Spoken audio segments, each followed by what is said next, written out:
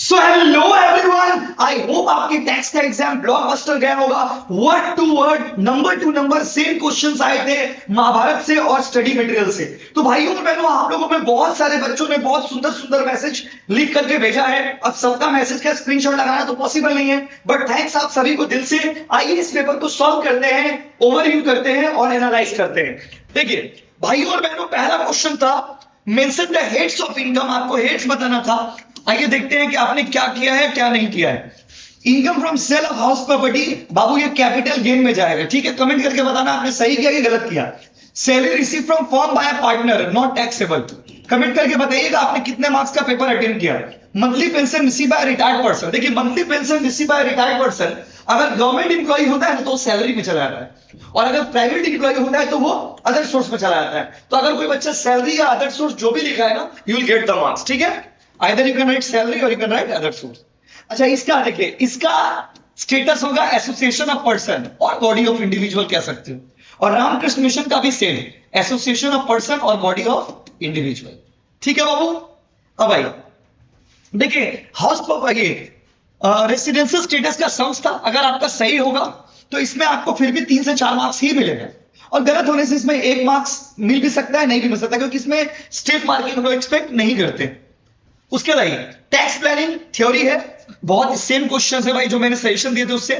तो tax planning, tax avoidance, tax evasion, कितना भी अच्छा लिखोगे मैक्सिमम 3 से 4 मार्क्स और मिनिमम 1 मार्क्स मिलेगा भाई, ठीक है। मार्क्स देते नहीं, थ्योरी में लोग ज्यादा मार्क्स नहीं देते, इसलिए मैंने आपको कहा था कि जहां पॉसिबल हो सम्स करके आना।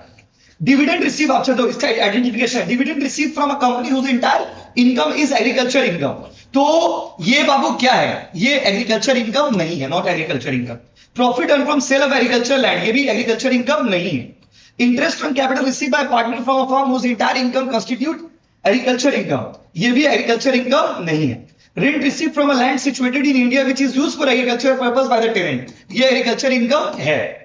और income from sapling and seedlings, ये नॉन एग्रीकल्चर इनकम है, मतलब ये एग्रीकल्चर इनकम नहीं है। तो interest on capital receive by partner from a firm whose entire income constitute agriculture income, तो ये एग्रीकल्चर, देखो पहला वाला एग्रीकल्चर इनकम नहीं है, दूसरा वाला एग्रीकल्चर इनकम नहीं है, तीसरा वाला एग्रीकल्चर इनकम नहीं है, चौथा वाला एग्रीकल्चर इनकम है, पांचवा वाला एग्रीकल्चर इनकम नहीं। आपका सही है कि गलत है कमेंट कर दीजिए। अब आइए अगला पार्ट में आइए। देखो भाई, ये छोटा सा प्यारा सा सम्स था आपका, तो अगर आपने ये सही किया होगा तो you will get full marks like 4 to 5, और अगर गलत होगा तो भैया 0 to 1, मतलब मार्क्स नहीं भी मिल सकता है, याद रखिएगा। तो हर जगह स्टेप मार्किंग नहीं होता है, ये थ्योरी वाला पार्ट है। तो आई होप आप लोगों में मैक्सिमम बच्चे ये नहीं किया होगा। अब आइए, इसमें 3 पार्ट में क्वेश्चन को डिवाइड कर दिया था। देखिए छोटे छोटे पार्ट में आपको, ये वो कितना प्यारा सा सम्स है भाई, कितना प्यारा सा सम्स है, ठीक है। पूरा प्यारा सा सम्स दिया हुआ है, इनकम फ्रॉम अदर सोर्स, और क्या चाहिए जिंदगी में भाई। आई होप आपने ये पूरा दोनों पार्ट सही किया हो, और अगर आपका ये सही होता है तो इसमें आपको 6 से 8 मार्क्स मिल सकता है।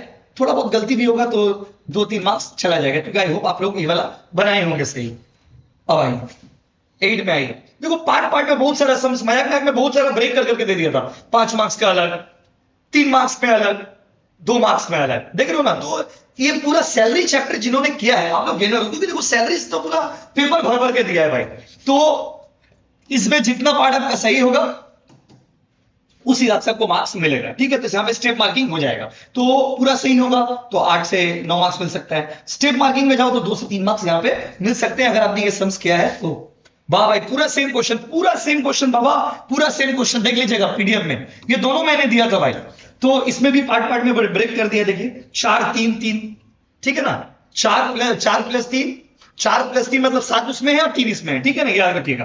तो ऊपर वाला अगर सही होगा तो वहां पे आपको 5 से 6 मार्क्स मिल जाएगा। नीचे वाला आई होप इजी है, तो आप लोगों ने किया होगा ये वाला, ये सेम मेरा स्टडी मैट पे दिया हुआ था भाई, तो इसमें भी आपको 3 मार्क्स मिल जाएगा अगर सही होगा तो। अब आइए भाई, भाई इतना इजी क्वेश्चन, पूरा सेम सम्स, देखो पूरा सेम सम्स भाई, अब क्या चाहिए। तो अब यहां पर माय डियर स्टूडेंट फ्रेंड, देखो यहां पे इंटरेस्टिंग है, मतलब पूरा सैलरी भरा हुआ पेपर में, 6 मार्क्स प्लस 4 मार्क्स। तो ऊपर वाला अगर सही होगा तो आपको 4 से 5 मिल जाएगा।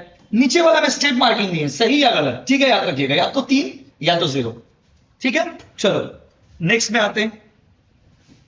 ओ भाई, सैलरी का एकदम इजी क्वेश्चन, एकदम इजी क्वेश्चन था सैलरी का भाई। हम तो सोचते हैं कि अगर आपका सही होगा तो यहाँ पे 13 से 14 मार्क्स आपको मिलेगा भाई, 13 से 14। गलत भी करोगे तो 4-5 मार्क्स तो मिनिमम स्टेट मार्किंग में कहीं नहीं जाएगा, अगर अटेंड किए हो तो। अब आ जाओ भाई, उफ, कोतो इजी सम्स भाई, कोतो easy sums. Same year, same year, यहां पर भी आपको 13 से 14 मार्क्स मिलेगा अगर सही हुआ तो। गलत हुआ तो 4 से 5 मार्क्स कहीं नहीं जाएगा अगर स्टेट मार्किंग के हिसाब से भी जाओगे तो। ठीक है, और आ जाओ भाई पीजीबीपी। ओ माय गॉड, एक एक एंट्री, एक एक एंट्री भाई। आप ऑब्वियस सा बात है, अगर कोई बच्चा ऊपर वाला दोनों कर लिया तो ये क्यों करेगा। यहां पर भी सेम है, यहां पर अगर आप सही करते हो तो 14 से 15 मार्क्स आपको मिल सकते हैं। ठीक है, 13, 14, 15 में से 1 मार्क्स आपको बढ़ा देगा। और गलत भी होगा ना भाई, फिर भी 5 से 6 मार्क्स स्टेट मार्किंग में मिल जाएगा। तो ऑल इन ऑल मुझे नहीं लगता कि कोई भी बच्चा टैक्स के पेपर में फेल होने वाला है। वीडियो को शेयर करिए, चैनल को सब्सक्राइब करिए और कमेंट करके बताइए आपका कितना सही और कितना स्कोर आपने किया मेरे हिसाब से।